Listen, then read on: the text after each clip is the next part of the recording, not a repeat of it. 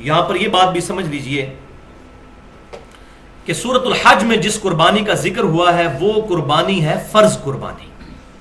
یہ بڑی اٹینٹو ہو کے باتیں سننے والی ہیں. جس کو نیند آ رہی ہے بے شک خود کھڑے ہو جائے ایمانداری کے ساتھ تاکہ نیند اس کی ختم ہو جائے. بیسیکلی دو قربانیاں ہیں. ایک قربانی وہ ہے جو حج کے موقع پر ہوتی ہے, یہ فرض قربانی ہے جو سورۃ الحج میں جس کا ذکر آیا, اور سورۃ البقرہ میں ذکر آیا کہ اگر کسی کے پاس وہ قربانی کا جانور نہ ہو تو 10 روزے رکھ لے. وہ فرض قربانی ہے, اس کو کہتے ہیں ہدی. اور دوسری وہ ہے جو ہم عید قربان کے موقع پر کرتے ہیں, اس کو کہتے ہیں اضحیٰ, الف ضاد حا یا. اور یہ جو دوسری قربانی ہے اس کا ذکر بھی قرآن پاک میں سورہ الکوثر میں موجود ہے. فصل لربک وانحر, تو اپنے رب کے لیے نماز پڑھو اور قربانی کرو. تو اہل سنت اور اہل تشیع دونوں کا اس بات پر اجماع ہے کہ حج والی قربانی فرض ہے, اور یہ دوسری قربانی جو ہے عید قربان کی یہ فرض نہیں ہے.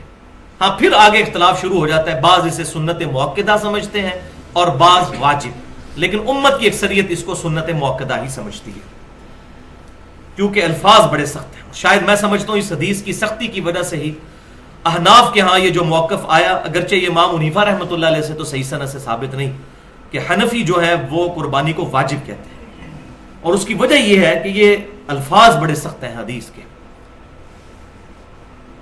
اور ہم اسے سنت کیوں سمجھتے ہیں وہ انشاءاللہ بعد میں اختلافی مسائل میں ڈسکس کروں گا. حدیث کیا ہے؟ سنن ابن ماجہ میں, مسند امام احمد میں اور المستدرک للحاکم میں, تینوں کتابوں میں صحیح سند کے ساتھ یہ حدیث موجود ہے.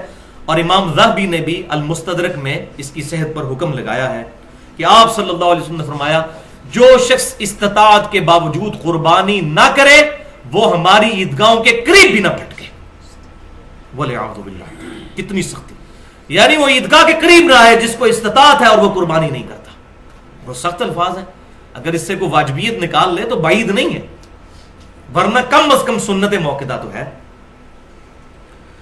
اس کانٹیکسٹ میں دو اور احادیث بڑی اہم ہیں. پہلی حدیث صحیح مسلم کی ہے کہ آپ صلی اللہ علیہ وسلم نے فرمایا جس شخص کا قربانی کا ارادہ ہو تو وہ یکم ذوالحجہ کا چاند نظر آنے سے لے کر قربانی کرنے تک اپنے جسم سے نہ تو بال اکھیڑے اور نہ ہی ناخن. اسی لیے ہم نے تمام بھائیوں کو جو ہے وہ یکم ذوالحجہ سے پہلے یہ میسج کر دیا تھا کہ آج جس نے بھی غیر ضروری بال صاف کرنے ہیں یا ناخن صاف کرنے ہیں تو وہ کر لے, ناخن کاٹ لے, کیونکہ اس کی وجہ یہ ہے کہ پھر 10 دن کا گیپ آ جاتا ہے.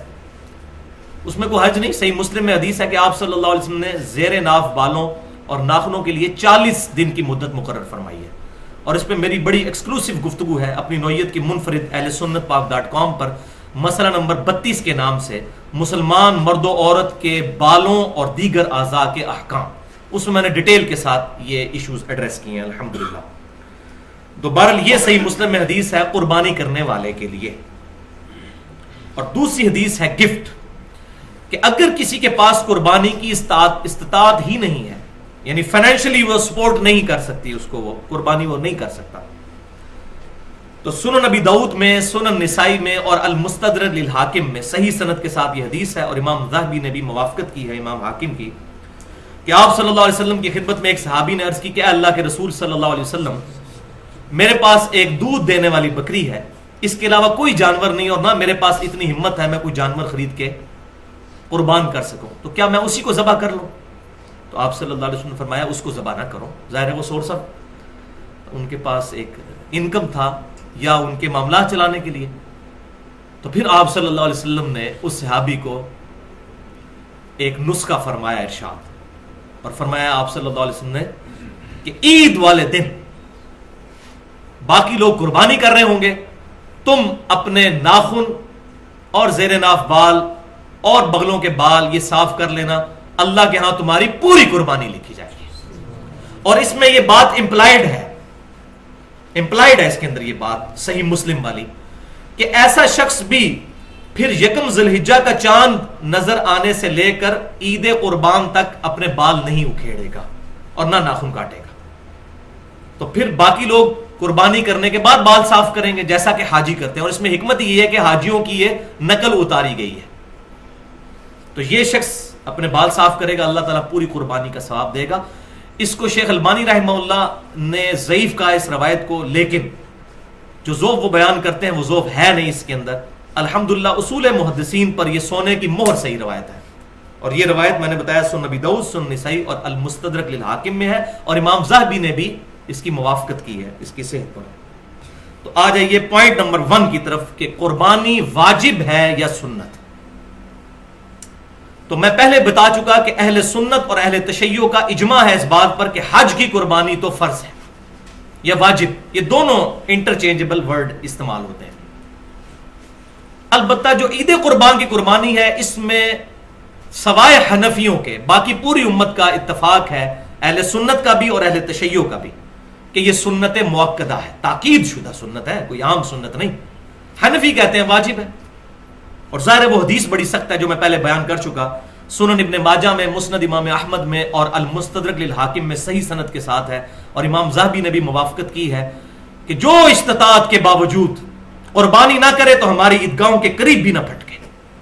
اب اس کے بعد اگر کوئی واجب کا رزلٹ نکال لے تو بعید نہیں ہے، لیکن ہم چونکہ مقلد نہیں ہیں اور نہ غیر مقلد ہیں، متبع سنت ہیں، ہم صحابہ اکرام اور اہل بیت کے فہم کے مطابق کتاب و سنت کو سمجھتے ہیں. تو اب کیوں ہم اس کو واجب نہیں سمجھتے؟ وہ دلیل ہے سنن الکبری البہیقی میں اور مصنف عبد الرزاق میں صحیح سند کے ساتھ کہ سیدنا ابو بکر و عمر رضی اللہ تعالی عنہما دونوں خلیفۃ المسلمین بعض اوقات جان بوجھ کر قربانی چھوڑ دیا کرتے تھے، صرف اس لیے کہ کہیں لوگ اس کو واجب نہ سمجھ لیں، یعنی استطاعت کے باوجود کبھی کبھار، ہمیشہ نہیں. اور سنت موقدہ کی تعریف بھی یہی ہے کہ ہمیشہ چھوڑنے والا جو ہے وہ گناہگار ہوگا، کبھی کبھار چھوڑنے والا گناہگار نہیں. لہذا اب اس میں خصوصاً ہمارے اہل سنت میں سے جو اہل حدیث مکتبہ فکر کے لوگ ہیں ان کے لیے بہت بڑا لمحہ فکری ہے، کیونکہ اہل حدیث مکتبہ فکر کے لوگ جو ہے وہ حنفیوں کے مقابلے پر یہ بہت چیز پروپیگیٹ کرتے ہیں کہ جی حنفی اس کو واجب کہتے ہیں حالانکہ یہ سنت ہے. دیکھیں ابو بکر و عمر نے چھوڑ دی.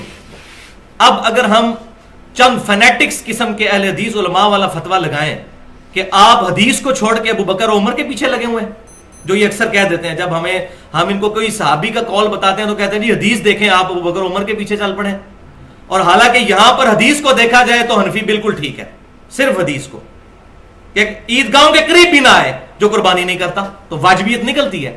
لیکن اس حدیث کا فہم صحابہ سے سمجھا کہ آپ صلی اللہ علیہ وسلم نے ڈرانے کے لیے کہا ہے، اتنی تاکید کی ہے، اس سے مراد واجبیت نہیں بلکہ سنت موقدہ ہے. اور اس کا سہارا جو ہے وہ یہی سیدنا ابوبکر و عمر کا عمل ہے، ورنہ حدیث پہ جائیں تو اب یہاں پر تمام اہل حدیث کہتے ہیں کہ نہیں ابوبکر و عمر نے اگر یہ کیا ہے رضی اللہ تعالیٰ عنہما تو یہی وجہ ہے. تو ہم بھی کہتے ہیں بھائیو داڑھی کے مسئلے میں بھی جو عبداللہ بن عمر رضی اللہ تعالیٰ عنہما اور سیدنا ابو ہریرہ دو ہی راوی ہیں، داڑیاں بڑھاؤ اور مونچھیں پست کرو، اس حدیث کے دو ہی راوی ہیں اور دونوں مٹھی کے بعد داڑھی کاٹنے کے قائل تھے اور کاٹتے تھے. صحیح بخاری میں ہے کہ وہ حج اور عمرے کے موقع پر عبداللہ بن عمر کاٹتے تھے، اور سنن ابی داؤد کے اندر اور الموطا امام مالک میں ہے کہ مطلقاً کاٹتے تھے. وہ پوری ڈیٹیل کے ساتھ میں نے گفتگو کی ہے اہل سنت پاک.com پر، ابھی تک جن جن علماء نے سنی کسی کے پاس جواب نہیں ہے. مسئلہ نمبر 33 کے نام سے 1 گھنٹے کی گفتگو ہے، داڑھی کی اہمیت اور اس کی مقدار کا بیان، اور اس میں دونوں ایکسٹریم رویے جو ہیں میں نے ان کا الحمدللہ رد کیا ہے کہ صحابہ کے فہم کو دیکھنا ہے، خام خانی کہہ دینا کہ صحابہ نے غلط کام کیا ہے. ورنہ سب سے پہلے تو تراویح کی نماز بند کروائی جائے جو بخاری اور مسلم میں حدیث ہے، نبی صلی اللہ علیہ وسلم نے 3 دن پڑھی، وہاں پھر صحابہ اکرام کی پناہ لیتے ہیں، نہیں جی صحابہ نے شروع کروائی تھی، تو اب مرفوع حدیث کہاں گئی؟ تو صحابہ اکرام علیہم رضوان کا اگر کوئی عمل حضور صلی اللہ علیہ وسلم کے خلاف ہو ہمارے سینس میں وہ ریجیکٹڈ نہیں ہوگا، این ممکن ہے وہی فارم ہو اس کا، تا وقت کہ صحابہ میں اختلاف نہ ہو جائے. اختلاف ہو جائے پھر ہم دیکھیں گے جمہور کی رائے کیا ہے. جیسا کہ حج تمتع کے مسئلے میں عبداللہ بن عمر اور سیدنا عمر کیا اختلاف ہوا، بالکل ٹھیک ہو گیا، سیدنا عمر نے اپنا ڈیسیژن واپس لیا، جامع ترمذی میں موجود ہے. جہاں اختلاف کوئی نہ پایا جاتا ہو تو 14ویں صدی کے ملوں کے کہنے پر عبداللہ بن عمر کو ہم بدعتی نہیں کہہ سکتے اس مسئلے میں، ولیعوذ باللہ تعالی. تو یہ مسئلہ میں نے یہاں پر الحمدللہ کلیئر کر دیا.